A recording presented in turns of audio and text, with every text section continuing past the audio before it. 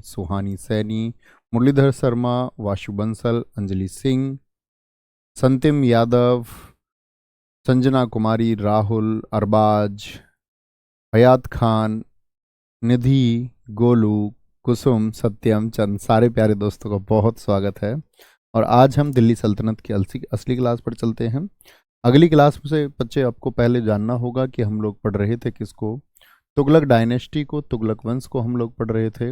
और तुगलक में मैंने आपको बताया था गयासुद्दीन तुगलक का शासनकाल, जो संस्थापक था तो आप कहेंगे भैया शासनकाल इसका था 1320 से 25। इसके बाद में मोहम्मद बिन तुगलक को हमने जाना, उसका शासनकाल देखा कितना अभागा व्यक्ति रहा, कुछ अच्छा करने का प्रयास करता है, बहुत सारे बच्चे ऐसे प्रयास में रहते हैं, ठीक है, लेकिन योजनाएं इसकी विफल होती रहीं। फिर आता है फिरोज शाह तुगलक। फिरोज शाह तुगलक FST आप लोगों को पता होना चाहिए, मैंने आपको बताया था MBT का कोई पुत्र नहीं था, मोहम्मद बिन तुगलक का कोई पुत्र नहीं था। ये बात मैंने कल आपको बताई कि उसके कोई बेटा नहीं था।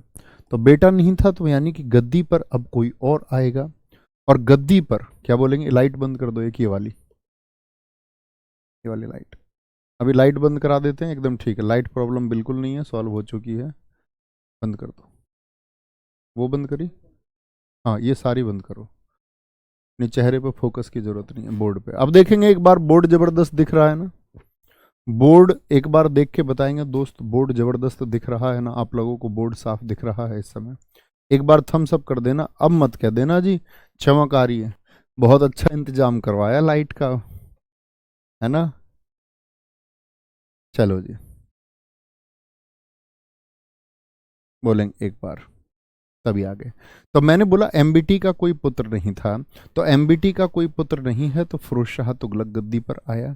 तो फिरोज शाह तुगलक कौन है, तो जो गयासुद्दीन तुगलक था ना संस्थापक, ये वाली लाइन देखें, गयासुद्दीन तुगलक के छोटे भाई था रज्जब, उसका ये बेटा था, यानी कि तुगलक वंश का जो संस्थापक है उसके भाई का लड़का है, यानी तुगलक वंश के संस्थापक का भतीजा है। गजब, मजा आ गया, अरे वाह फिर ठीक है।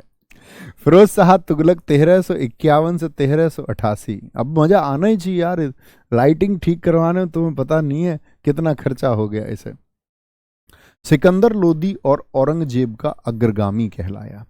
अग्रगामी से मतलब क्या है कि उसने ऐसे काम किए जो बाद के समय में सिकंदर लोदी और औरंगजेब ने किए। तो औरंगजेब और सिकंदर लोदी के काम, उस तरह के काम उसने पहले करा दिए। पहले करा दिए का क्या मतलब है, जैसे औरंगजेब आप देखोगे बहुत सारी चीज़ों पर रोक लगाता है, जैसे सिकंदर लोदी बहुत सारी चीज़ों पर उसने रोक लगाई, बहुत सारी चीज़ों में, जैसे मज़ारों पर जाने पर रोक, पीरों पर जाने पर रोक, जैसे स्नान आदि बंद करा दिए गंगा यमुना में, उस तरह की रोक सबसे पहले फिरोज शाह तुगलक ने। तो अग्रगामी का मतलब होता है आगे आने वालों को इसने रास्ता दिया, सिकंदर लोदी और औरंगजेब को रास्ता दिया।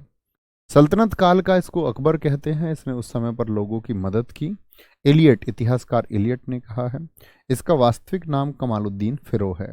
माता का नाम बीबी जैला है और इनकी माता हिंदू थी, बीबी जैला एक हिंदू महिला थी। बहुत पूछा जाता है इनकी माता का नाम भी, ठीक है, बोलेंगे जी फटाफट से।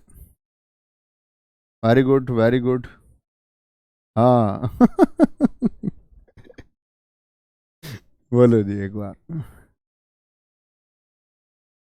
सर कितने रुपये भेजने हैं बताइए। अरे नहीं भाई साहब, आपका दिल बहुत बड़ा है, यही काफ़ी है बहुत कुछ आपकी वजह से है, कोई दिक्कत,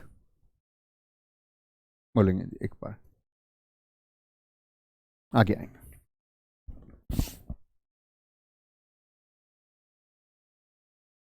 जी एक बार, कोई दिक्कत कोई परेशानी।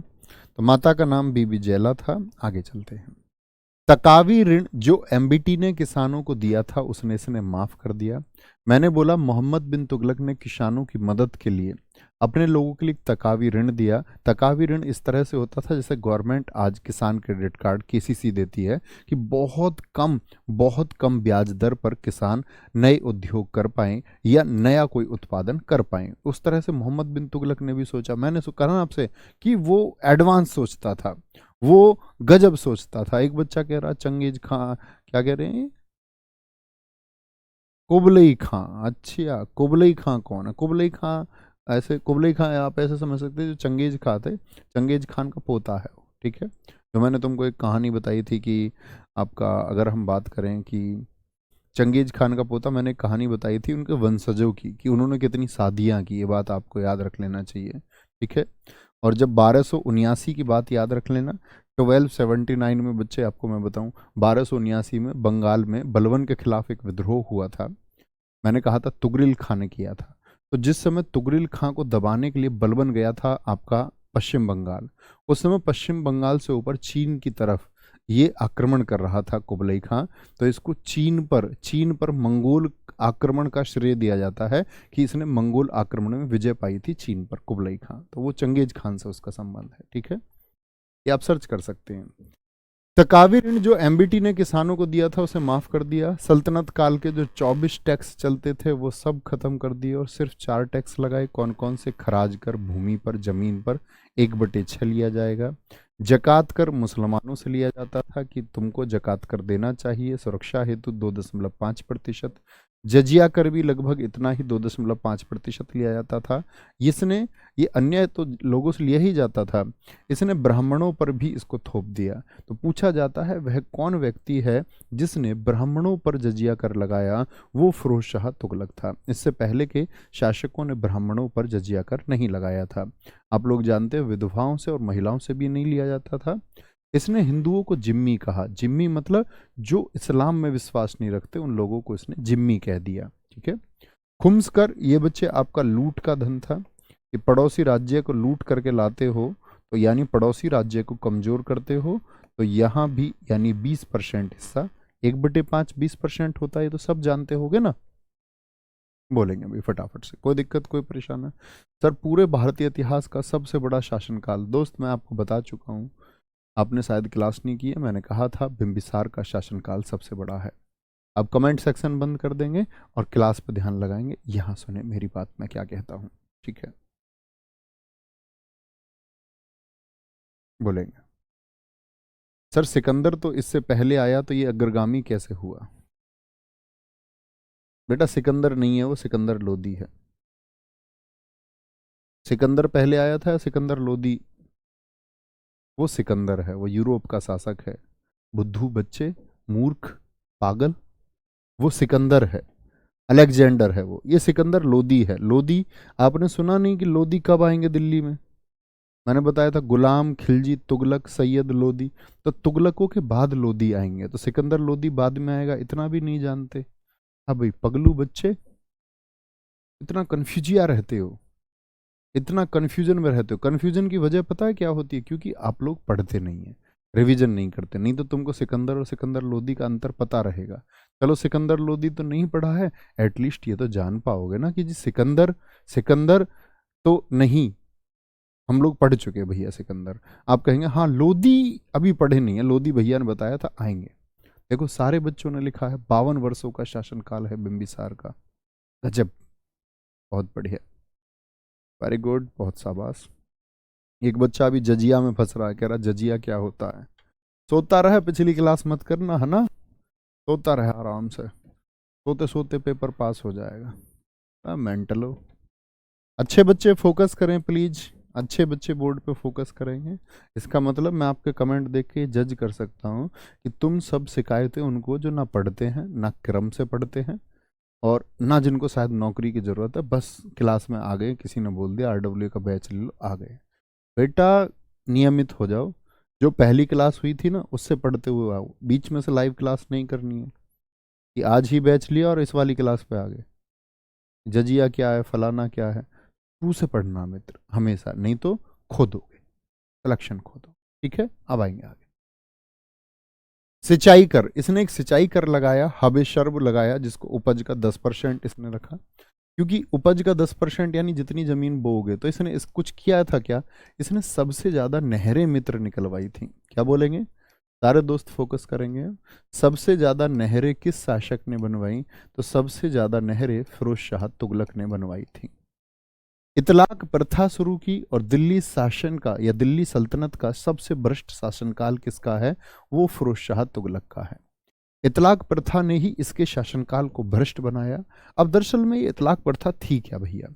तो इसने कहा कि जो लोग, इतलाक का मतलब होता था कि जो लोग कर वसूल करके लाएंगे, क्या टैक्स वसूल करके लाएंगे, तो कर इकट्ठा करके लाओ, अपनी सेना को बोल दिया और बोला उसमें से 50% जो है वो तुमको देगा। यानी उनका हिस्सा तय कर दिया सैनिकों का कि तुम कर इकट्ठा करके लाओगे तो तुमको क्या दिया जाएगा, फिर उसमें से हिस्सा दिया जाएगा। तो सैनिक तो भैया इकट्ठा करेंगे ज्यादा से ज्यादा, तो सैनिकों ने ज्यादा से ज्यादा तो इकट्ठा किया ही, लेकिन राजा को कम बताया। जैसे मान के चलो ये 100 रुपये इकट्ठे कर लेते, ऑडिट करने के लिए विशेष सुविधा थी नहीं, तो ये 100 रुपये में से बताते कितने, 50 रुपये इकट्ठा हुए हैं जी, 50 रुपये कलेक्ट हुए हैं। 50 तो ये जमाखोरी कर ली टैक्स की, 50 रुपये तो ये गायब कर दिए, और इस 50 में से अभी राजा से 25 ले लिए। राजा के पास पहुंचे 25, इतना भ्रष्टाचार किया सेना ने, कहते हैं फिरोज शाह तुगलक के समय का सबसे बड़ा भ्रष्टाचार। आप पूछे किस प्रथा की वजह से हुआ?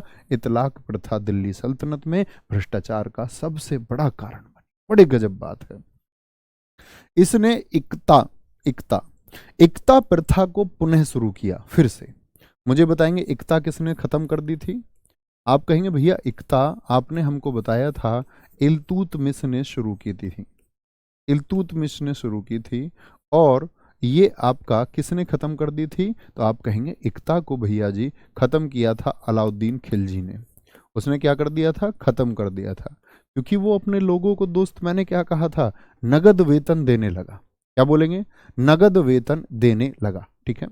तो नगद वेतन देने लग गया तो खत्म हो गया। लेकिन ये भाई साहब आया फिरोज शाह तुगलक, एकता को पुनः मतलब फिर से शुरू कर दिया, फिर से शुरू कर दिया। बहुत thank you Shilpa Singh ji, very good. तो फिर से शुरू करके उसने उसको कर दिया वंशानुगत, वंशानुगत कर दिया, और इसको ही विरासत का सिद्धांत कहते हैं। आपसे कभी पूछे दोस्त विरासत का सिद्धांत किस शासक के समय पर लागू हुआ? विरासत कैसे? इसने बोला इकता। मुझे कमेंट सेक्शन में बताएं इकता क्या है। आप कहेंगे मन में सोच लें जमीन का टुकड़ा। कमेंट सेक्शन में बोलता हूं तो इसका मतलब ये नहीं कि लिखना ही है कमेंट में, ठीक है। तो इकता जमीन का टुकड़ा था। किसको मिलता था? सैनिक को मिलता था। तो सैनिक को मिलता था तो मित्र खत्म तो हो गया। ये आया, इसने इसको लागू तो किया, और साथ में बोलता विरासत में। यानी कि अगर सैनिक नहीं रहा, सैनिक नहीं रहा तो सैनिक के पुत्र का हो जाएगा इकता। वो नहीं चाहता सैनिक की पुत्र का ना हो, तो पुत्री होगी तो पुत्री का हो जाएगा। अगर पुत्र या पुत्री में से कोई नहीं है तो आपका क्या बोले, पुत्र नहीं है पुत्री है, या दामाद है तो उसकी मर्जी है, दामाद को भी एकता दे सकता है, चाहे वो सेवा दे या ना दे।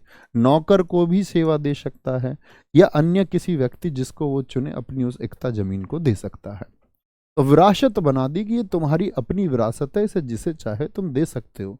इस जमीन के टुकड़े को तुम चाहो जिसे दे दो। क्या बोलोगे? जिसे दे दो। समझे बात को? कोई दिक्कत? बोलें आगे, कोई परेशानी? बोले एक बार। सर जी ऊपर वाली लाइट को और बंद कर दो बेटा, फिर अंधेरा हो जाएगा। तुम्हें थप्पड़ लगा दूंगा तुम्हारे अंधेरे में, पता ही नहीं चलेगा तुम्हें मैंने तुम्हारे चांटा किधर से मारा। अरे 3 लाइट जली हुई हैं, उतनी तो जली रहने दो। चलो आगे आएंगे। भवेश बरिया जी ने एक नई चीज ढूंढी है, पराह ज्ञान और पराह विज्ञान को क्या कहते हैं? ब्लॉक कर दो इनको। मित्र आपको ब्लॉक किया जाता है, रियली सॉरी, मैं सच में ब्लॉक के लिए कहता हूँ, लेकिन मैं ये बोलता हूँ मत करो। लेकिन इस मेरे मित्र को ब्लॉक कर दिया जाए प्लीज़। आज के बाद इनका कमेंट नहीं दिखना चाहिए, क्योंकि मैं बच्चों को समझाता हूँ और वो नहीं मानते, फिर अंतिम ऑप्शन यही बचता है।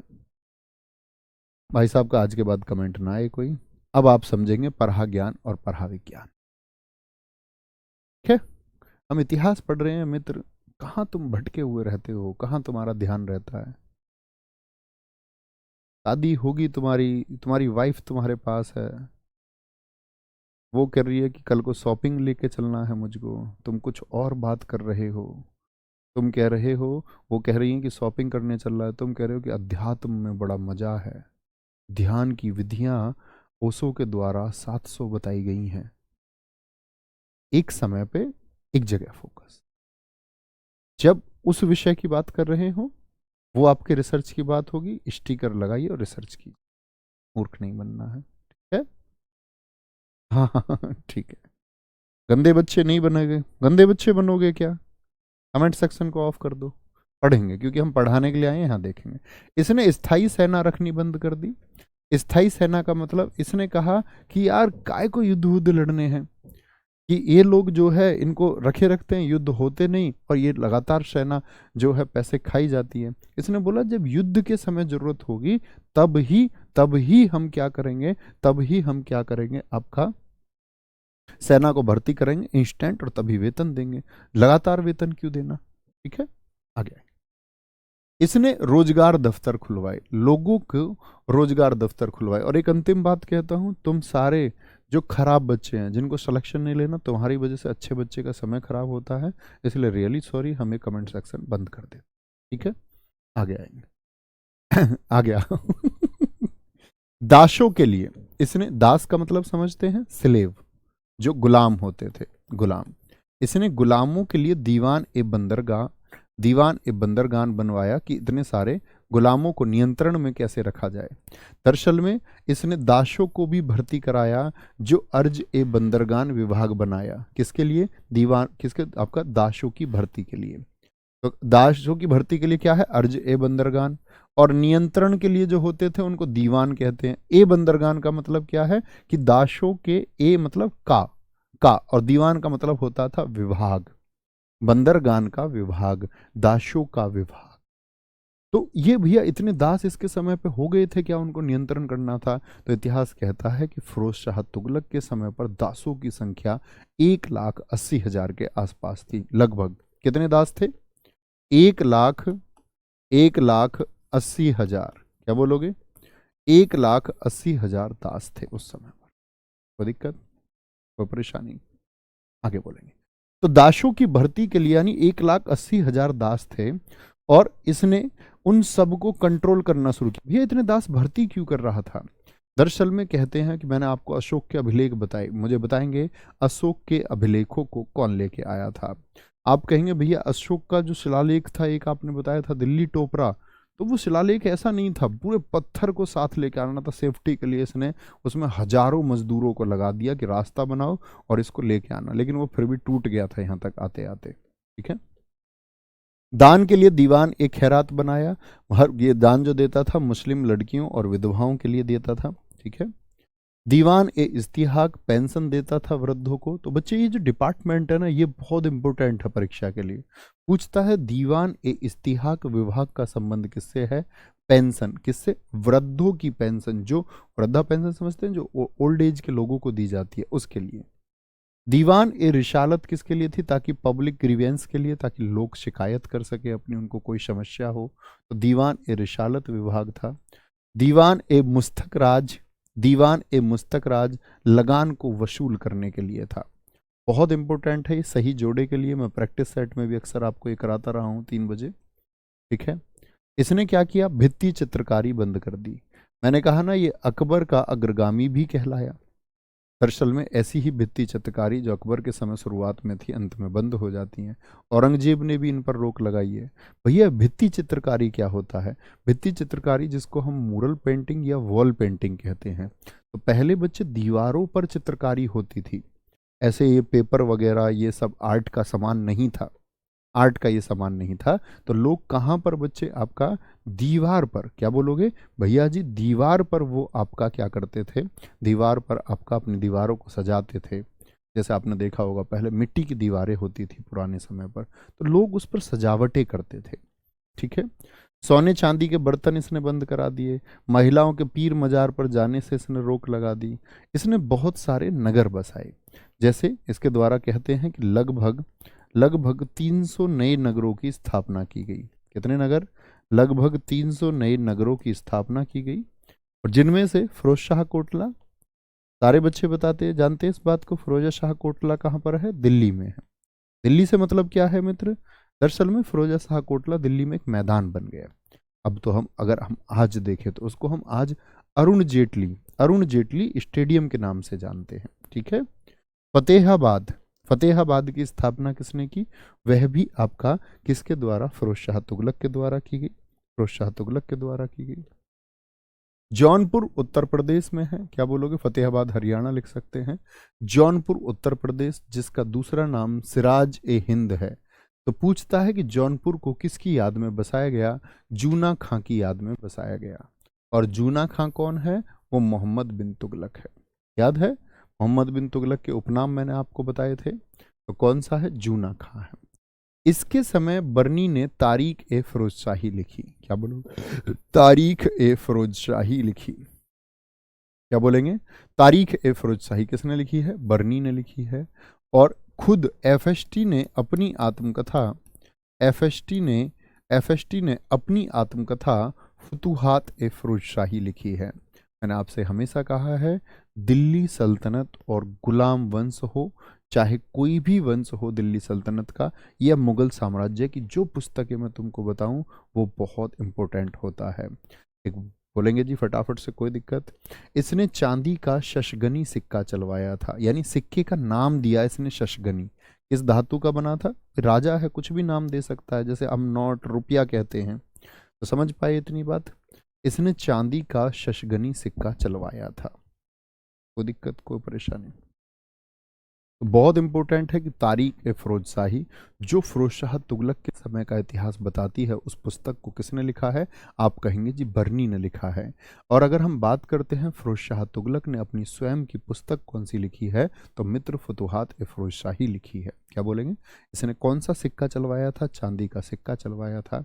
इसके द्वारा स्थापित मैंने आपको विभाग बताए हैं, बहुत इंपॉर्टेंट है। दिक्कत, कोई परेशानी? भैया इसका वेरी गुड, बहुत गजब।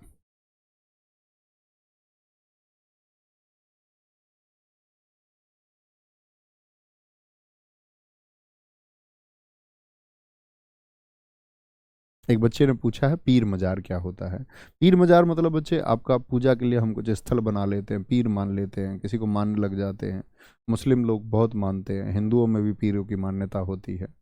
पूजा स्थल ही होता है, लोग जाके वहाँ पर जो है चढ़ाते हैं कुछ ना कुछ, मजार पर, पीर पर। ठीक है, वेरी गुड।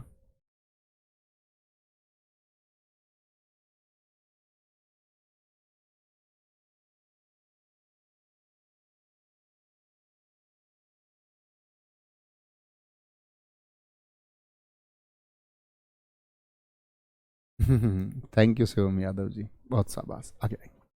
कोई दिक्कत? तो शशगनी कभी पूछे सिक्का किस धातु का था, तो क्या आंसर आएगा? चांदी का था। यह अशोक के दो स्तंभों को दिल्ली लेकर के आया। एक तो टोपरा स्तंभ, ये अशोक के समय में आपको बता चुका, और एक मेरठ स्तंभ। कहाँ लेकर के आया था इनको? ये दिल्ली लेकर के आया था। तो कभी भी पूछेगा आपसे टोपरा स्तंभ को दिल्ली लेकर के कौन आया? 1368 में इसने कुतुब मीनार की मरम्मत करवाई थी। दरअसल में यहाँ कुतुब मीनार पर बिजली गिर गई थी 1368 में। तो बिजली गिर गई तो उसका ऊपर का कुछ हिस्सा क्षतिग्रस्त हो गया था। मैंने मित्र आपको बताया था फिरोज शाह तुगलक ने कुतुब मीनार की कौन सी मंजिल बनवाई, जरा बता दें एक बार, कौन सी मंजिल बनवाई थी? फिरोज शाह तुगलक के बाद में जो आया वो आया गयासुद्दीन मोहम्मद शाह। कौन बोलोगे? गयासुद्दीन मोहम्मद शाह आया। दरअसल में ये कौन था? ये प्रधानमंत्री था। अच्छा भैया, प्रधानमंत्री गद्दी पर आ गया, तो इसका बेटा नहीं है क्या? तो याद रख लेना, फिरोज शाह तुगलक के दो बेटे, एफएसटी के दो बेटे उसके शासनकाल में ही मर गए। ठीक है, उसके शासनकाल में ही बीमारी और नशे आदि की वजह से मर गए, शासनकाल में ही, यानी जब तक वो गद्दी पर था 1351 से 88 में ही मर गए। ठीक है, तीसरा बेटा जो था, तीसरा बेटा तीसरा बेटा था उसका, तीसरा बेटा फतेह खान। क्या बोलोगे? तीसरा बेटा फतेह खान गयासुद्दीन मोहम्मद शाह से विरोध में मारा गया।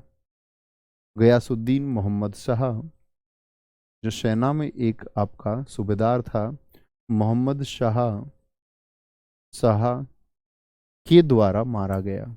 इसके द्वारा, जो ये नाम है गयासुद्दीन मोहम्मद शाह, गयासुद्दीन मोहम्मद शाह के द्वारा मारा गया। तो मित्र एक बार बताओ, क्या फिरोज शाह तुगलक का भी कोई वंशज बचा? हाँ, इसके वंशज आएंगे, इसके वंशज आएंगे, आगे इसके 5 पोते शासन करते हैं फिरोज शाह तुगलक के, लेकिन ये इनके वंश का नहीं है।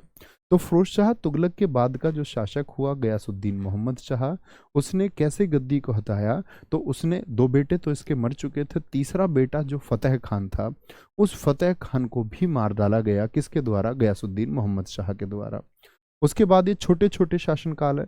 फिर गयासुद्दीन तुगलक शाह आया, क्या बोलेंगे, गयासुद्दीन तुगलक शाह, ये कौन था, ये पोता था फिरोज शाह तुगलक का, ये पोता है फिरोज शाह तुगलक का, ठीक है, फिरोज शाह तुगलक का। और इसके बाद में 5 पोते हैं, ये क्रम से, क्या बोलेंगे, क्रम से ये भाई एक दूसरे की हत्या करते रहे। और कहते हैं ये जो समय है ये दिल्ली सल्तनत का रक्तपात का समय था, रक्तपात का। देवेंद्र सियाग जी बहुत अच्छा आंसर आपने दिया, क्या बोलेंगे, नहीं देवेंद्र सियाग जी का आंसर गलत है, 4थी मंजिल लिख रहे हो, 5वीं बनवाई थी, इससे अच्छा उसके बच्चे का दिखाओ जो सही आंसर दे रहा हो। गौरव कुमार जी आपका आंसर मित्र एकदम सही है, शुभ आपका आंसर एकदम ठीक है, निक्की कुमारी को कुछ नहीं पता है, 3 लिख रही हैं। बेटा कर चुके हैं वो, मैंने बताया कि पहली मंजिल के बाद में दूसरी तीसरी चौथी, आपका दूसरी तीसरी चौथी किसने बनवाई, एक व्यक्ति ने बनवाई। फिर 5वीं फिरोज शाह तुगलक ने बनवाई। तो शुरुआत में काम किसने किया, वो काम शुरुआत में करा दिया ऐबक ने।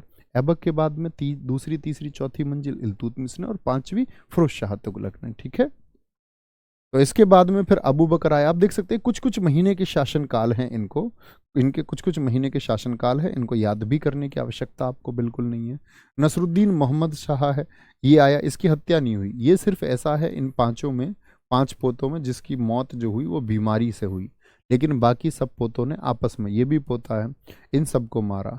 अलाउद्दीन सिकंदर शाह पूछता है दिल्ली सल्तनत का वह कौन सा शासक है जिसको हुमायूं के नाम से जाना जाता है। दरअसल में हम लोग समझते हैं बच्चे, हुमायूं तो अकबर का पिता था, तो हुमायूं तो सिर्फ और सिर्फ मुगल वंश में है, तो हम सोचते हुमायूं और दिल्ली सल्तनत में हो नहीं सकता। तो क्या बोलेंगे आप, हुमायूं आपका बच्चे अलाउद्दीन सिकंदर शाह है, 1394 से 95। नसरुद्दीन महमूद ये तुगलक वंश का अंतिम शासक था, 1395 से 1414 इसने शासन किया। इसी के समय पर नसरुद्दीन मोहम्मद शाह, यानी इसी के समय पर ख्वाजा जहां ने, क्या बोलोगे, इसी के समय पर ख्वाजा जहां ने जौनपुर में सरकी वंश की स्थापना की। इसकी स्थापना की, तो जौनपुर में सरकी वंश की स्थापना किस वंश के दौरान हुई है, क्या पढ़ रहे हैं हम, तुगलक वंश को पढ़ रहे हैं, तुगलक वंश को। और तुगलक वंश में 4 डेटा सबसे इंपॉर्टेंट है, गयासुद्दीन तुगलक, फिर आपका मोहम्मद बिन तुगलक, फिर आपका कौन, फिरोज शाह तुगलक। इन तीनों से ही प्रश्न बनते हैं। ये जो 4-5 है इनसे कभी प्रश्न, इनका शासनकाल भी आपको याद करने की जरूरत नहीं। फिर आता है आपका अंतिम शासक नसीरुद्दीन महमूद। अंतिम और शुरुआत हमेशा पता रखनी है दोस्त, नसरुद्दीन महमूद। अब नसरुद्दीन महमूद क्या शासन क्यों महत्वपूर्ण है, 1395 से लेकर के 1414 क्यों महत्वपूर्ण है।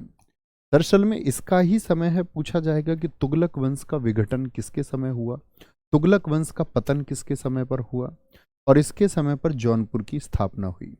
इसी के समय पर 1398 में तैमूर लंग अर्थात तैमूर लंगड़े का आक्रमण हुआ। आप लोग एक बात सुनते होंगे, न्यूज में अक्सर ये पूछा जाता है कि सैफ अली खान और करीना कपूर ने अपने बेटे का नाम तैमूर क्यों रखा, जबकि तैमूर तो देश में एक बुराई का प्रतीक है, तैमूर देश में एक बुराई का प्रतीक है। तो क्या बोलेंगे आपका, तो तैमूर जब भारत आया बच्चे, ये बात याद रखने की, आपको याद रखना हमेशा, कहाँ से आया था ये, समरकंद से, जहाँ से बाबर आया था, समरकंद से। समरकंद कहाँ, ईरान क्षेत्र से आया, कहाँ से, ईरान क्षेत्र से ये आया, ठीक है, ये बात आपको पता होनी चाहिए। और समरकंद से ये आया 1398 में, ये वर्ष लिखा हुआ है। और ये दुनिया में तबाही का नाम है, क्या बोलोगे, ये दुनिया में तबाही का नाम है। इसको किसी ने मैसेज दिया, जैसे मैंने बोलता चंगेज खां किस वर्ष आया था भारत, जरा बताएं। आप कहेंगे भैया 1221 में आया था। ऐसे ही तैमूर लंग को किसी ने मैसेज दे दिया कि भारत में अगर दिल्ली पर वह आक्रमण करता है तो उसको 6 अरब की संपत्ति हासिल हो सकती है। तैमूर लंग ने अपना अभियान शुरू कर दिया और ये तैमूर लंगड़ा भारत की तरफ चल देता है।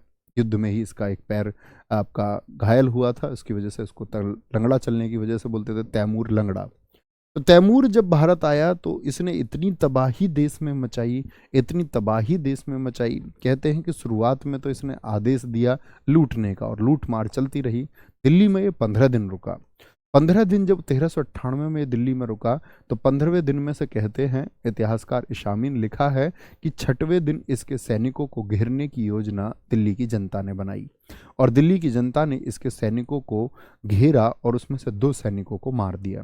तो जैसे ही इसके सैनिकों की हत्या हुई ये इतना बौखला गया कि तब इसने आदेश दिया, जिसके लिए बच्चे कहते हैं, ये कहते हैं कि भैया तैमूर ने एक दिन में 1 लाख सर कटवा दिए थे। हाँ दोस्त, ये वही स्थिति थी जब तैमूर के आदेश पर पूरी दिल्ली को घेर लिया गया। उसकी विशाल सेना से उसने कहा कि यहाँ पर मुझे लोगों की गर्दनें चाहिए और एक बड़ा धर्मांतरण यहाँ दिल्ली में देखने को उस समय पर मिला और इसने गर्दनें कटवाई।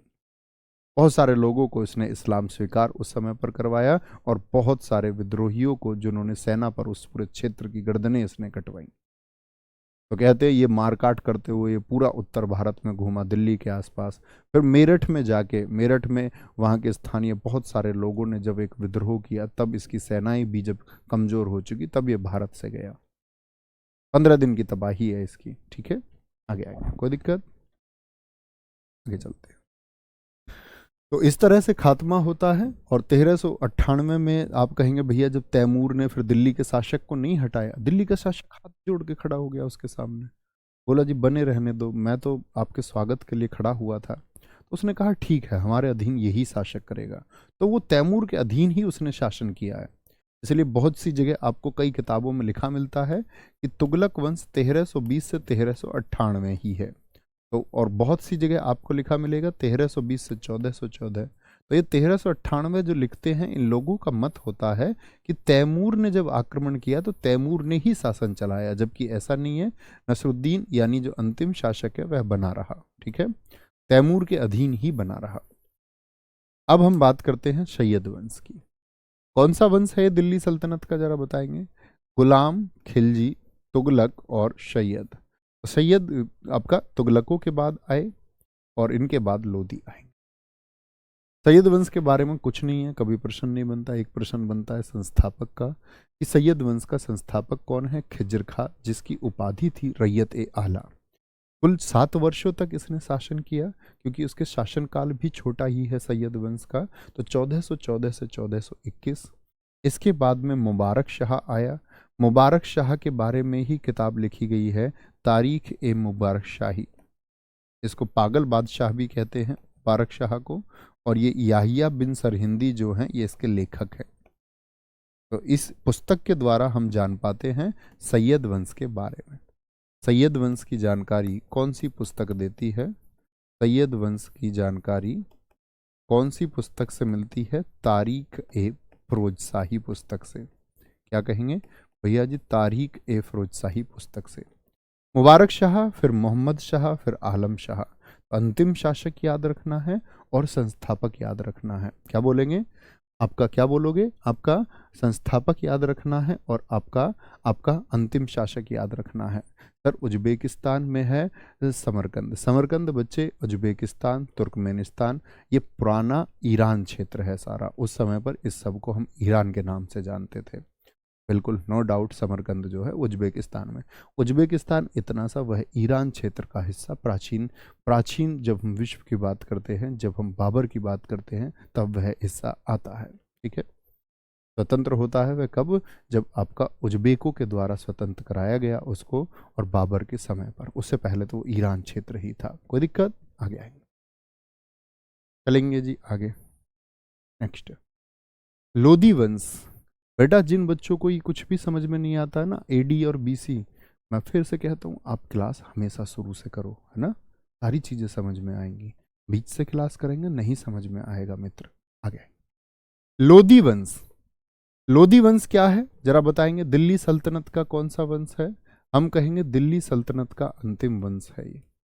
दिल्ली सल्तनत का अंतिम वंश है। और जिस तरह से आपका क्या बोलोगे, तुगलकों के बाद में सैयद आ गए थे, अंतिम वंश, और ये सामंत ही थे संयदवी, सामंत यानी मंत्री ही थे तुगलकों के। उसी प्रकार से दिल्ली सल्तनत में अंतिम वंश आया जिसको हम लोधी वंश के नाम से जानते हैं। क्या बोलोगे? लोधी वंश के नाम से जानते हैं। पढ़ेंगे कौन सा वंश है जी? अंतिम वंश है। कितने वर्षों तक लोधी वंश ने शासन किया है जरा बताएंगे? तो आप कहेंगे लोधी आए कहाँ से? आप लोगों को मैंने एक बात कही थी कि मैं आपसे पूछूंगा बलबन के समय पर। पुलकित यार क्या है इसमें, ये तो बता, जलन हो रही है आंखों में बहुत। हम्म, नहीं रोज तो नहीं होती ना, ये चिपका इसकी वजह से हो रहा है। नहीं सुबह की क्लास में तो नहीं थी।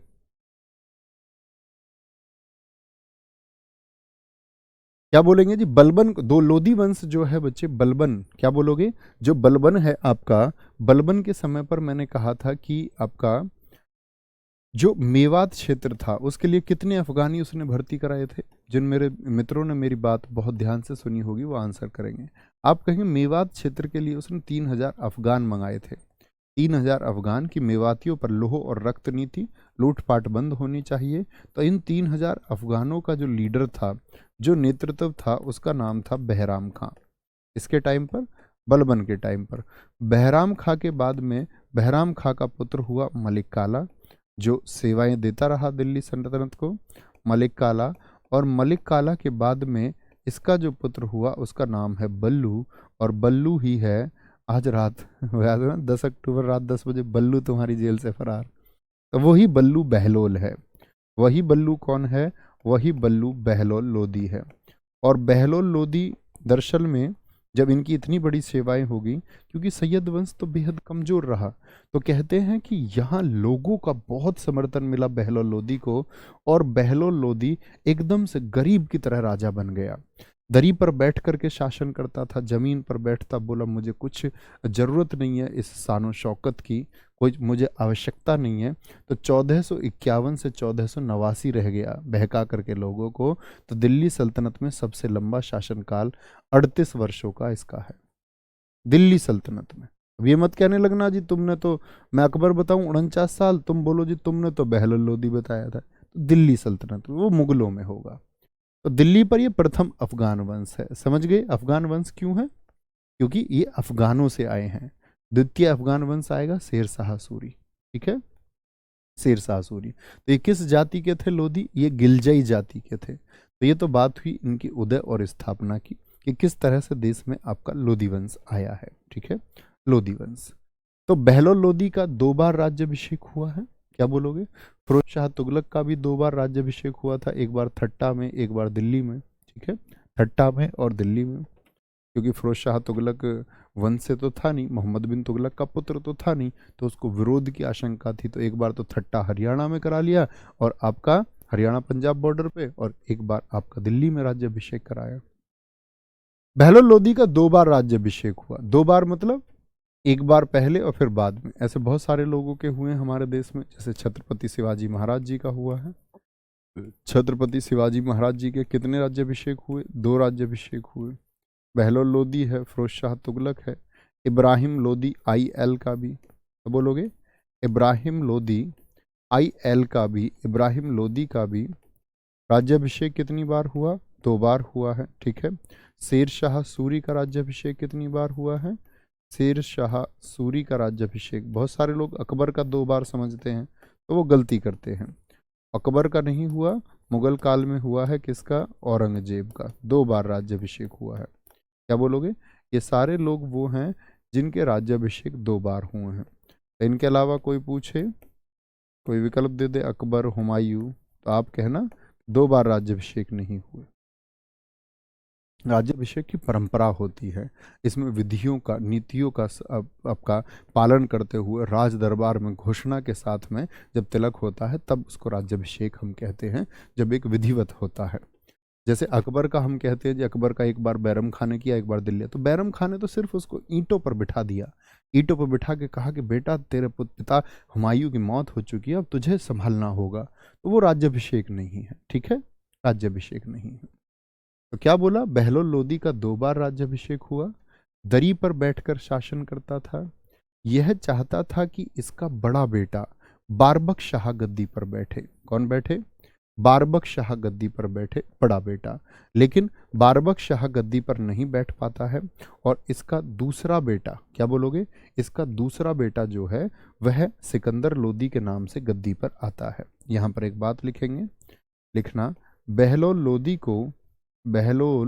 लोदी को, इसके बारे में ये बात इंपॉर्टेंट है, बहलोल लोदी को द्वितीय सिजेरियन सुल्तान भी कहा जाता है। क्या कहते हैं? द्वितीय सिजेरियन सुल्तान भी कहा जाता है। सिजेरियन सुल्तान भी कहा जाता है। सुल्तान भी कहा जाता है। इस बात का क्या मतलब? अब बताओ, बिगर कमेंट क्या आता है मजा पढ़ने में? नहीं? हाँ जी आता है। अच्छे बच्चों को बहुत आता होगा, खराब बच्चे बनोगे तो अपना कुछ खोओगे। ठीक है। बहलोल लोदी को द्वितीय सिजेरियन, भैया द्वितीय सिजेरियन संतान का क्या मतलब होता है? द्वितीय सिजेरियन सुल्तान से मतलब है, बच्चे आप सब लोग जानते हैं कि पहले जो प्रेगनेंसी होती थी तो वो नॉर्मल ही होती थी। नॉर्मल ही होती थी क्योंकि खान पीन बहुत अच्छे थे। आज क्या होती है? आज आप जानते हैं, आज हर महिला को, मैक्सिमम महिलाओं को बच्चा जन्म देते समय डिलीवरी की आवश्यकता है, क्योंकि लड़कियां अब काम उतना नहीं करती। ये भी हकीकत है। पहले तो महिला के पास बहुत काम थे, चलो काम तो बट गया, काम तो बट गया, आज आधुनिकता आ गई, वो बात समझ में आती है। लेकिन महिलाएं पहले घर का ही खाना खाती थी। अब जैसे ही स्वतंत्रता हमारे पास आई तो कहते हैं स्वतंत्रता के फायदे और नुकसान दोनों होते हैं। तो जैसे ही स्वतंत्रता आई तो उनको स्वतंत्र होना था खाने की तरफ भी, मतलब अच्छी चॉइसेस की तरफ, लेकिन महिलाओं ने खाने शुरू कर दिया चिल्ली पटेटो, मोमोज, चाउमीन और पता नहीं क्या क्या, जो कुछ भी नया आता है वो लॉन्च करते हैं लड़कियों के लिए। उनको पता है लड़कियां इसको खा के मार्केट में हिट कर देंगी। लड़के भी खाते हैं, ऐसा नहीं है, लड़के भी पूरक है, लेकिन लड़के जो खाते हैं वो ठीक है, कोई दिक्कत नहीं, क्योंकि लड़के के बस की नहीं है किसी बच्चे को जन्म देना। वह दर्द वह सहन भी नहीं कर सकता, ना वह जिम्मेदारी सहन कर सकता। एक महिला के हित में ये जिम्मेदारी आई कि उनको इस सृष्टि का निर्माण करना है। इस सृष्टि में हम तुम सब माँ की कोख से पैदा हुए बच्चे हैं, तो हम सबका जन्म हुआ है एक माँ की वजह से। तो कल मेरी ये बहनें जो मेरी बात अभी सुन रही हैं, कल शायद आप भी एक नए नई सृष्टि के निर्माण में एक नए जन्म देंगी। तो मेरे प्यारी गुड़िया, एक बात याद रख लेना, आज आप क्या खाते हो इसका आपके जीवन पे, आपके आने वाली संतान पे बहुत प्रभाव पड़ता है। तो क्या बोलते हैं, अगर ऑपरेशन की जरूरत पड़ गई, ऑपरेशन की जरूरत पड़ गई तो उस ऑपरेशन से होने वाले बच्चे को बोलते हैं सिजेरियन बच्चा, जो बच्चा ऑपरेशन से होता है। तो पहले तो होते नहीं थे, पहले बहुत कम था। प्रथम सिजेरियन था बिंदुसार। मैंने कहा था ना, प्रथम सिजेरियन कौन था? ये आपका बिंदुसार था। कौन था? प्रथम सिजेरियन बिंदुसार था। क्या बोलोगे? प्रथम सिजेरियन बिंदुसार था, चंद्रगुप्त मौर्य का जो बेटा है। ठीक है। उससे कहा गया था ना, मैंने आपको बताया था कि उसने उसको बहकाया कि बिंदुसार, तुम्हारी माँ की जो मौत हुई है वो चाणक्य की वजह से हुई है। तो एकदम से जब उनकी माँ की तबीयत खराब हो गई तो वहां भी ऑपरेशन करना पड़ा, एक तत्काल रूप से माँ की जान चली गई। तो द्वितीय सिजेरियन सुल्तान भी किसको कहा जाता है? ये बहलोल लोदी को। प्रथम सिजेरियन वो बिंदुसार है, चंद्रगुप्त मौर्य का बेटा बिंदुसार। ठीक है, आगे आएंगे, आगे चलेंगे, आगे चलेंगे, बहुत बढ़िया। सिकंदर लोदी, तो इसके बाद में गद्दी पर कौन आया? बारबक शाह तो नहीं, यहां पर देखेंगे बहलोल लोदी ने जौनपुर जाकर वहां के शासक हुसैन शाह सरकी को हराकर अपने बेटे बारबक शाह को वहां का गवर्नर बनाया। जौनपुर बना था, मलिक सरवर ने स्थापित किया था जौनपुर को। बोलेंगे यस और नो? हाँ भैया, हमने इसको जान लिया था, तुगलक वंश के अंतिम समय पे मलिक सरवर ने जौनपुर की स्थापना की। तो जौनपुर में जो शासक है वहाँ हुसैन शाह सरकी था बहलोल लोदी के समय पर। इसने बोला कि मेरा बेटा राजा बने, उसके लिए उसको पहले एक क्षेत्र देते हैं। तो यहाँ पर एक युद्ध लड़ा उसने और बारबक शाह को वहाँ का गवर्नर बनाया। लेकिन बारबक शाह को किसने रिप्लेस कर दिया? उसके ही भाई सिकंदर, सिकंदर लोदी ने उसकी हत्या कर देता है।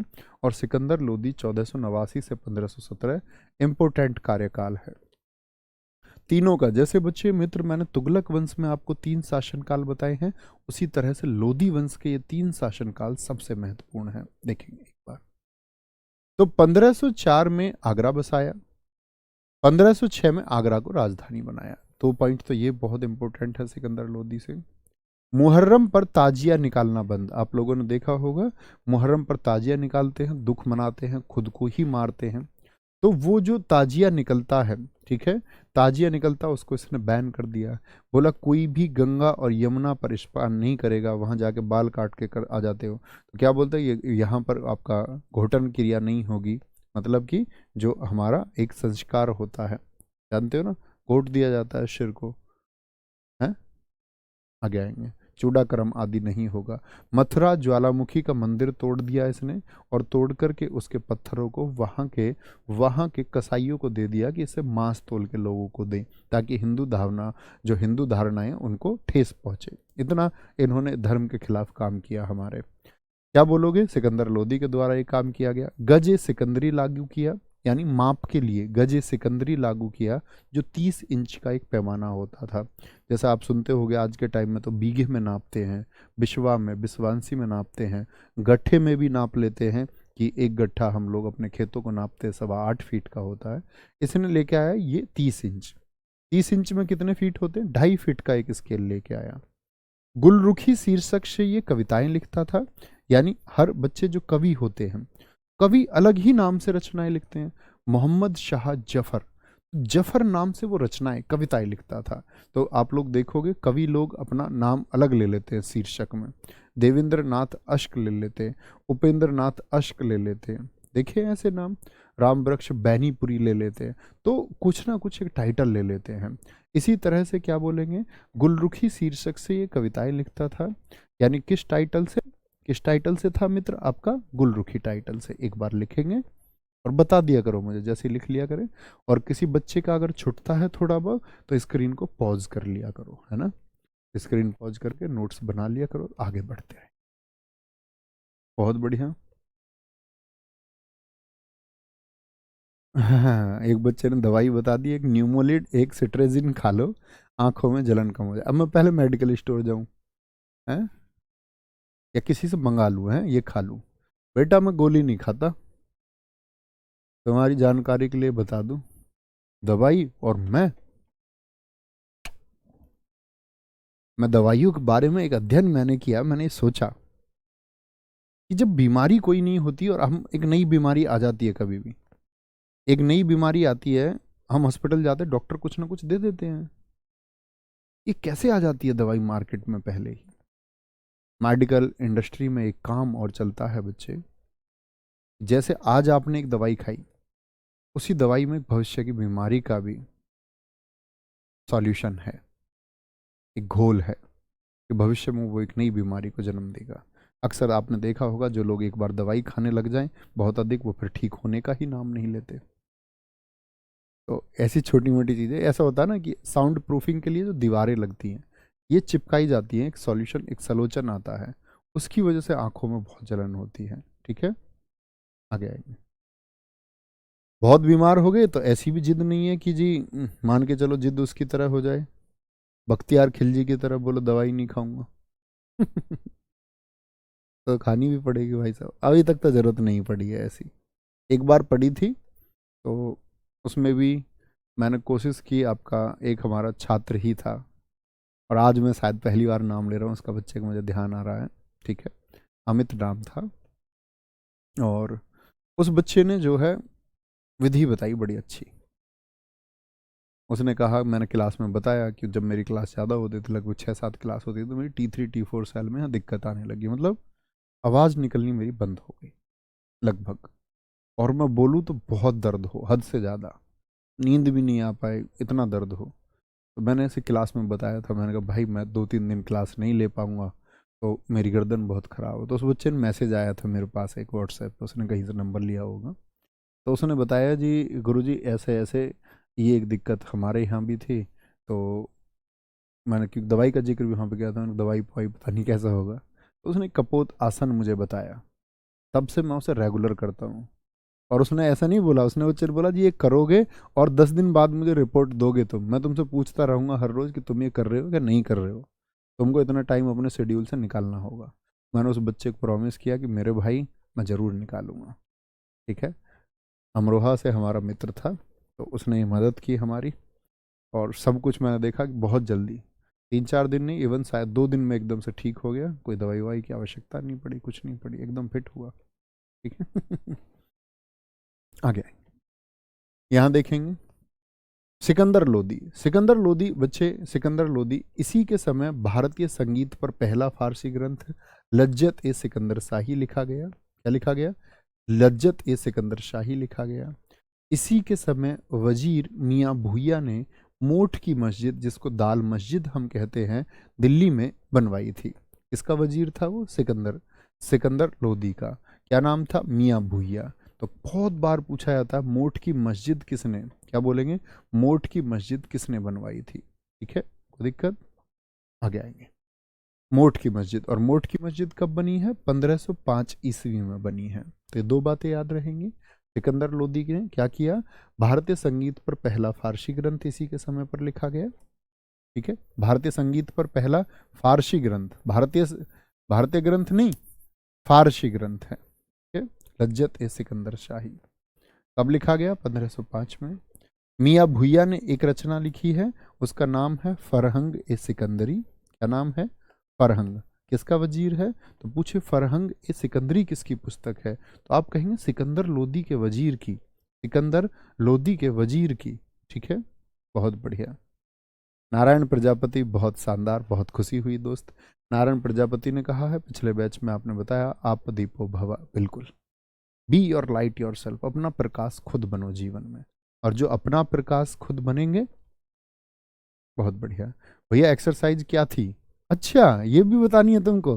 बोल तो दिया कपोत आसन, सर्च कर लेना आप। अब मूर्खो, तुमको मैं व्यायाम भी करके दिखाऊंगा। नाम तो बता दिया। उसमें कबूतर की तरह बैठ के, कबूतर की स्थिति में गर्दन को ऐसे करना पड़ता है कबूतर की तरह, तो उससे ये अच्छा होता है, आवाज़ भी अच्छी आती है उससे, मधुर आवाज़ आती है, और आपका गला मजबूत होता है। उसके बाद मुझे कभी नहीं हुई, 12 घंटे पढ़ाओ, 8 घंटे पढ़ाओ, 6 घंटे पढ़ाओ, कोई दिक्कत नहीं हुई कभी। पढ़ेंगे एक बार। दाढ़ी नहीं रखता था, दिल्ली सल्तनत का वह कौन सा मुसलमान है जो दाढ़ी नहीं रखता था? गले की बीमारी के कारण इसकी मौत। ये लो, गला ही यहाँ आ गया। इसको ऐसे छात्र नहीं मिले जैसे हमको मिल गए। गले की बीमारी के कारण क्या होगा? गले की बीमारी के कारण क्या हो गया? इसकी मौत होगी, नोट कर लेंगे। आगे आगे। इसका मकबरा कहाँ पर है? क्या बोलोगे? गले की बीमारी के कारण इसकी मौत हो गई, और इसका जो मकबरा है वो दिल्ली में है। कहाँ पर है? दिल्ली में इसका मकबरा है। और सिकंदर लोदी के जो समकालीन प्रसिद्ध व्यक्ति रहे वो कबीरदास रहे। कबीरदास, ठीक है, कबीरदास की रचना है। कौन कौन सी रचनाएं हैं कबीरदास जी की? इनकी रचना है साखी शबद रमैनी। दरअसल में इन्होंने तो नहीं लिखा था, लेकिन इनके एक शिष्य थे धर्मदास, उन्होंने उन्होंने इनको लिखा साखी शबद रमैनी, और इन तीनों का एक संग्रह बनाया, और संग्रह का नाम, यानी एक कलेक्शन बनाया, और उस संग्रह का नाम रखा बीजक। क्या बोलोगे? बीजक नाम रखा। तो कभी पूछता है बीजक, साखी शबद रमैनी किसकी रचनाएं हैं, तो मित्र आप कहेंगे कबीरदास की रचनाएं हैं, कबीरदास की। ठीक है। गुरु नानक, गुरु नानक जी हम सब जानती हैं, सिख धर्म हम पढ़ेंगे। और गुरु नानक जी की अगर बात करते हैं, इनकी जो पुस्तक है उसका नाम भी अभी याद रखिए। सिख धर्म के संस्थापक हैं मित्र। इनकी पुस्तक का नाम है जपू जी। क्या बोलोगे? जपू जी। सिकंदर लोदी के ही समय पर थे राणा सांगा। क्या बोलोगे? राणा सांगा थे सिकंदर लोदी के समय पर। सिकंदर लोदी का शासनकाल बोले एक बार। मैंने बोला बहलोल लोदी। बहलोल लोदी आपका 1451 से लेकर के 1489। ठीक है। फिर आपका सिकंदर लोदी कब से? 1489 से लेकर के 1489 से लेकर के 1517। और आपका फिर इब्राहिम लोदी 1517 से लेकर के 1517 से लेकर के 1526 रहेगा। ठीक है, 1526, यानी इसका 38 वर्षों का शासनकाल था, इसका आपका 28 वर्षों का शासनकाल था, और इसका शासनकाल रहेगा कुल आपका 9 वर्षों का। ठीक है। तो इसके बाद में आता है इब्राहिम लोदी, और यहाँ पर लोदी वंश का एक अंत भी होता है दोस्त। ठीक है, लोदी वंश का एक अंत भी होता है। इब्राहिम लोदी अंतिम शासक है। अगर मैं बोलूं लोदी वंश का तो अंतिम है ही मित्र, साथ में आपका क्या बोलोगे, ये दिल्ली सल्तनत का अंतिम सुल्तान हुआ। हुआ कि नहीं हुआ? तो आप कहेंगे हाँ जी भैया। दिल्ली सल्तनत का अंतिम सुल्तान कौन हुआ? दिल्ली सल्तनत का अंतिम सुल्तान क्या बोलोगे? दिल्ली सल्तनत का अंतिम सुल्तान कौन हुआ? क्या बोलेंगे जी भाई साहब? दिल्ली सल्तनत का अंतिम सुल्तान आपका इब्राहिम लोदी हुआ, लिखा हुआ है सॉरी। 1518 में खतौली युद्ध हुआ, राणा सांगा वर्सेस आईएल मतलब इब्राहिम लोदी। बोलते ये युद्ध क्या है, निर्णायक रहा। और दरअसल में बहुत सारे इतिहासकारों ने लिखा है कि इसमें विजय हुई आपका राणा सांगा की। दरअसल में अगर राणा सांगा की इसमें विजय हुई होती, खतौली ये मेरठ वाला नहीं है, मेरठ मुजफ्फरनगर वालों तुम सुन लो इस बात को, ये जो खतौली है ये आपका कोटा के पास स्थित राजस्थान का खतौली है। तो यहाँ पर कहते हैं कि अगर जीत गए होते तो दिल्ली पर कब्जा किया होता, फिर दिल्ली पर भी आ जाते, इब्राहिम लोदी को अगर हराया था। लेकिन कुछ लोग कहते हैं कि यहाँ पर राणा सांगा जी ने दरिया दिल्ली दिखाई थी और उन्होंने माफ कर दिया था इब्राहिम लोदी को कि ठीक है तुम जाके शासन करो, ठीक है। ये इब्राहिम लोदी। तो कहने का मतलब है राइवलरी है, दुश्मनी है राणा सांगा और इब्राहिम लोदी के बीच में। किसके? राणा सांगा और इब्राहिम लोदी के बीच में, ठीक है। ये बात याद रख लेनी है। राणा सांगा किस वंश से हैं मुझे बताएंगे क्या दोस्त आप एक बार? राणा सांगा जो है ये कहाँ के शासक थे? तो आपको हमेशा याद रख लेना है कि राणा सांगा मेवाड़ के शासक हैं, ठीक है। क्या बोलेंगे? राणा सांगा कहाँ के? मेवाड़ के शासक हैं, ये बात लिख लेना। मेवाड़ में बच्चे एक गुहिल वंश था, मैं आपको थोड़ी सी जानकारी दे देता हूँ उसकी। मेवाड़ में एक गुहिल वंश है, ठीक है। गुहिल वंश हुआ आपका कहाँ पर? मेवाड़ में, जिसको हम सिसोदिया वंश के नाम से जानते हैं। और भारत के बच्चे गर्व का प्रतीक रहा है सिसोदिया वंश, ठीक है। राजपूताना का एक वंश रहा है, भारतीय शान की प्रतीक रहा है ये सिसोदिया वंश। कहाँ बोलोगे? सिसोदिया, मेवाड़ यानी कि राजस्थान में है, राजस्थान में। और इनके जो संस्थापक थे, पहले शासक थे इसमें गुहादित्य। कौन? गुहिल वंश की स्थापना गुहादित्य के द्वारा की गई, गुहिल वंश। और इसी के 36वें शासक थे राणा रतन सिंह। याद है ना राणा रतन सिंह, जो मैंने बताया था राणा रतन सिंह रानी पद्मिनी जी के बारे में, जो अभियान किया था आपका, किसने अभियान किया था मित्र आपका? किसने अभियान किया था? आप लोगों को याद हो तो अलाउद्दीन खिलजी ने 1303 में चित्तौड़ पर अभियान किया था। तो राणा रतन सिंह जस्ट नाउ तभी एक वर्ष पहले ही शासक बने थे। ये भी क्या बोलेंगे, एक महान शासक रहे यहाँ का। 36वें के बाद में 42वें शासक रहे, 42वें शासक रहे महाराणा कुंभा। क्या बोलोगे? महाराणा कुंभा। क्या बोलोगे? महाराणा कुंभा थे। और महाराणा कुंभा जिन्होंने कुंभलगढ़ का किला बनवाया, क्या बोलोगे? 1433 से 68 तक शासक रहे। महाराणा कुंभा से एक बात याद रख लेना, कुंभलगढ़ का किला इतना विशाल है बच्चे, इतना ताकतवर किला है कि चीन की दीवार के बाद में दूसरे नंबर का किला आता है महाराणा कुंभा जी के द्वारा बनाया राजस्थान का कुंभलगढ़ का किला। क्या? कुंभलगढ़ का किला, ठीक है। 42वें शासक के बाद में जो 45वें शासक थे वो महाराणा सांगा थे। क्या बोलोगे? महाराणा सांगा थे, महाराणा सांगा। तो महाराणा सांगा किसके? लोदी वंश के समकालीन है, यानी ये 1509 से लेकर के 1527 तक शासन में थे। आप कहेंगे भैया 1509 में तो कौन है? सिकंदर लोदी था। 1517 में इब्राहिम लोदी है। इसी के जो 48वें शासक हैं, 48वें शासक थे उदय सिंह जी। कौन थे? महाराणा सांगा जी के बाद में एक 48वें शासक हुए इसी वंश के मेवाड़ में 1537 से 72, राणा उदय सिंह जी।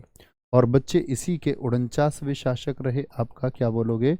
महाराणा प्रताप जी। क्या बोलोगे? महाराणा प्रताप जी रहे। और महाराणा प्रताप जी का जो शासन रहेगा वो मैं अकबर के समय आपको बताऊंगा 1572 से 97 रहा, ठीक है। महाराणा जी को हम पढ़ेंगे तो बच्चे गर्व की अनुभूति होगी, और महाराणा जी के बारे में शायद हम कल ही जानेंगे, ठीक है, कल पढ़ पाएंगे। तो दिक्कत, तो ये सिसोदिया राजपूत एक वंश है बच्चे।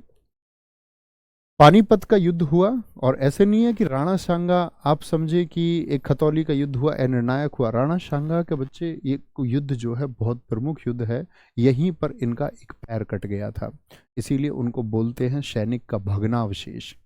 एक सैनिक का क्या बोलते हैं, विभाजित अंग, एक पैर और एक आंख इनकी इसी युद्ध में गई थी। तो बहुत सारे मत है कि इन्होंने इब्राहिम लोदी को हरा दिया था और इब्राहिम लोदी को इन्होंने फिर माफ़ कर दिया। बोले कि तुम जाओ। बोलते हैं कि ये जो मेवाड़ का ये जो घराना है, ये बहुत उदार घराना और लोगों को माफ़ी देने वाला और एक वीर घराना रहा, जिसने वीरों को जन्म दिया। महाराणा प्रताप जी का एक बहुत शानदार किस्सा मैं आपको बताऊंगा इसमें, ठीक है। क्या बोलेंगे, तय निर्णायक रहा। पानीपत का युद्ध होता है 21 अप्रैल 1526 को। मैं आपको पहले ही बता चुका हूँ पानीपत और तराइन में ही क्यों युद्ध हुए, क्योंकि दिल्ली के बराबर में यही एक खाली स्थल था। जैसे भी बाहर से कोई विदेशी शासक आए तो दिल्ली का शासक भी क्या सोचता था कि दिल्ली आने दूं, नहीं, वो बैठ के थोड़ी रहेगा उसको कि गोदी में बिठा के खेलेंगे, वो भी इधर से चलता था। तो युद्ध होता था हरियाणा पानीपत में। पानीपत का युद्ध हुआ, इसे दौलत खां लोदी ने आमंत्रित किया था पानीपत के युद्ध के लिए। इब्राहिम लोदी वर्सेस बाबर, विजयी कौन हुआ, इसमें बाबर की जीत हुई और इब्राहिम लोदी हारा, इसीलिए दिल्ली सल्तनत का अंतिम शासक है। और ये बच्चे युद्ध भूमि में मारा गया। तो कहते हैं युद्ध भूमि में मारा जाने वाला पहला शासक कौन है, वो इब्राहिम लोदी था। और इसी युद्ध से दिल्ली सल्तनत का अंत हुआ और भारत में मुगल साम्राज्य की स्थापना हुई। किसकी स्थापना हुई बोलेंगे एक बार, किसकी स्थापना होती है, इसी युद्ध से मेरे दोस्त मेरे मित्र इस देश में मुगल वंश की स्थापना हुई। अब यहाँ पर बहुत सारे लोग ये कहते हैं कि जी हमने तो सुना है कि महाराणा सांगा इब्राहिम लोदी से दुश्मनी रखते थे तो महाराणा सांगा जी ने बुला लिया उनको। तो ये गलत फैक्टर है। दरअसल में मैं बाबर के बारे में आपको बताऊंगा। बाबर ने अपनी पुस्तक लिखी तुजुक ए बाबरी, उसमें उसने लिख दिया कि मेरे पास प्रस्ताव था कि दिल्ली तक का शासन मैं ले लूं। यानी बाबर खुद को कह रहा है और कहता है दिल्ली से लेकर के आगरा तक का शासन ले लें। कौन, आपका ये राजस्थान वाले क्षेत्र, दिल्ली से आगरा पैरेलल बॉर्डर बनाते हुए एक शासन ले लें आपका। कौन ले लें, तो वो कहता है आपका महाराणा सांगा को। लेकिन बाद में इतिहासकारों ने कहा कि महाराणा सांगा क्यों, इब्राहिम लोदी, क्योंकि वो तो इब्राहिम लोदी के बहुत सारे क्षेत्रों को जीत चुके थे। तो इब्राहिम लोदी को हराने के लिए वो नया दुश्मन क्यों पालते। तो वो एक मिथ है और एक झूठा इतिहास लिखा गया है महाराणा सांगा जी को, क्या बोलेंगे, उनकी इमेज डाउन करने के लिए। ऐसा कभी नहीं हो सकता था कि वो बच्चे, आपका जो मेवाड़ का घराना, वो जाना ही इस बात के लिए जाता है कि महाराणा जी ने, आप जानते हैं, किसी की अधीनता स्वीकार नहीं की। विदेशी शक्तियाँ तो बच्चे बहुत दूर की बात है। घास खाने को जो उनके रक्त कैसा रहा होगा, उनकी परवरिश ही तो ऐसी रही होगी कि घास की रोटियां खाना पसंद कर लिया। तो आपको लगता है कि उनके वंशज ऐसे रहे होंगे या उनके पहले के लोग ऐसे रहे होंगे पूर्वज, कि वो आपका लोगों के सामने संधि की शर्तों को स्वीकार करें और भारत माता की शर्तें को स्वीकार करें, ठीक है। तो कहने का मतलब है फाइनली इब्राहिम लोदी, जो लोदी वंश का अंतिम शासक है, उसका अंत हो गया, ठीक है, अंत हो गया। और उसके बाद में कौन आता है, मुगल साम्राज्य। एक बच्चा कह रहा सर जी मुगल नहीं पढ़ाइए अभय सिंह। अभय सिंह बच्चे मुगल नहीं पढ़ोगे तो महाराणा प्रताप जी के बारे में नहीं जान पाओगे, और महाराणा प्रताप जी के बारे में पढ़ेंगे तो मुगलों को पढ़ना पड़ेगा। ईस्ट इंडिया कंपनी को पढ़ना है, जानना है अंग्रेजों का आगमन, तो मुगलों को जानना पड़ेगा। पता है बहुत बार बच्चों ने मुझसे भी ये कहा था कि जी पैट में बाबा की सरकार है, बाबा योगी आदित्यनाथ गवर्नमेंट में है, तो मुगलों से प्रश्न नहीं आया। पैट में क्वेश्चन आ गए। तो जब तक गवर्नमेंट ये नोटिफाई नहीं कर देगी एसएससी नहीं पूछेगी, तब तक पढ़ना पड़ेगा। जब एसएससी ये लिख देगी कि नहीं पढ़ना है तो नहीं ना पढ़ेंगे, ठीक है, समझे बात को। तो भावनाओं में बह के नहीं, देश को जानना है। अत्याचार तो जान लो किसने क्या किया है, एटलीस्ट ये तो पहचानो कि संगठित होकर के रहना होता है, नहीं तो विदेशी ताकतें आकर के देश को फिर बर्बाद करती हैं, लूट मार करती हैं। आगे, सर मुगलों ने क्या भारत को लूटा है? हाँ बिल्कुल लूटा है। आप एक बात बताओ, मैं आपके घर आ जाता हूँ, आपके घर में जितना सोना चांदी पैसा कपड़े वस्त्र जो कुछ है, मैं वो लेके आपके घर में एक कमरे में रहूंगा, आपकी सारी चीज़ें आपसे ले लूंगा, रखूंगा आपके घर में ही, लेकिन आपको नहीं लेने दूंगा। ये लूट नहीं है भाई साहब। बहुत सारे लोगों ने मिथ चलाया है कि यार अंग्रेज तो यहाँ से लूट के ले गए। मुगलों ने यहाँ आकर के देश में लाल किला दिया। लाल किला इनके बाप का है। ये पत्थर पाकिस्तान से लेके आए कि ईरान से, इराक से लेके आए? हमारे देश का पत्थर है, हमारे देश में लगाया इन्होंने, शानो शौकत में इतना पैसा खर्च किया, कहाँ से लेके आए? सब देश का पैसा है जिसको इन्होंने बर्बाद किया। और देश की तरक्की किसी एक इमारत के बनने से देश की तरक्की नहीं होती मित्र, देश की तरक्की योजनाओं से होती है। तो बिल्कुल लूटा है। आप सोचो, मैं आपका पैसा लेके, हमारे देश का पैसा देश में लेके बैठ गए हैं। लुटवाया नहीं है इन्होंने। मोहम्मद शाह रंगीला, नादिर शाह उस समय 70 करोड़ रुपए लूट के ले जाता है। वो रंगीला की जिम्मेदारी नहीं थी कि दिल्ली में शासन कर रहा है डरपोक आदमी, उसे नहीं बचाई गई दिल्ली। अंग्रेज के, मैंने बताया ना फर्रुखशियर ने क्या काम किया। फर्रुखशियर एक फोड़े के चक्कर में, अपने अपने एक फोड़े के इलाज के चक्कर में 3,000 रुपये में बंगाल, बिहार, उड़ीसा दे देता अंग्रेजों को। किसने किया? इन्होंने लुटवाया देश को। कारण यही थे, इनको रोकना था। ठीक है, चलो जी, कोई दिक्कत। तो कल से हम मुगल साम्राज्य को शुरू करेंगे। आंख में जलन हद से ज़्यादा है, रियली सॉरी, नहीं तो 10-15 मिनट और पढ़ पाते। तो मुगल साम्राज्य को कल शुरू करते हैं और काफ़ी हद तक मुगल साम्राज्य को कोशिश करेंगे कि हम इसको 2 पार्ट में, यानी 2 दिन में पढ़ लें पूरे मुगल साम्राज्य को। 2 नहीं तो 3 दिन में पढ़ ही लेंगे। ठीक है भाई साहब, थैंक यू मित्र। और ऐसे ही पढ़ा करो जैसे आज पढ़े हो ना, अच्छे बच्चों की तरह। 2-4 ही शैतान बच्चे हैं में से, लेकिन बाकी सारे बच्चे चुपचाप सुन रहे हैं। ठीक है, चलो। और जो बच्चों के ये क्वेश्चन रहते हैं ना, ये हम कब पढ़ेंगे इतिहास में, सब चीज़ क्रम से पढ़ लेंगे। थैंक यू, बाय बाय, जय हिंद, जय भारत, बहुत सारा प्यार, बहुत सारा।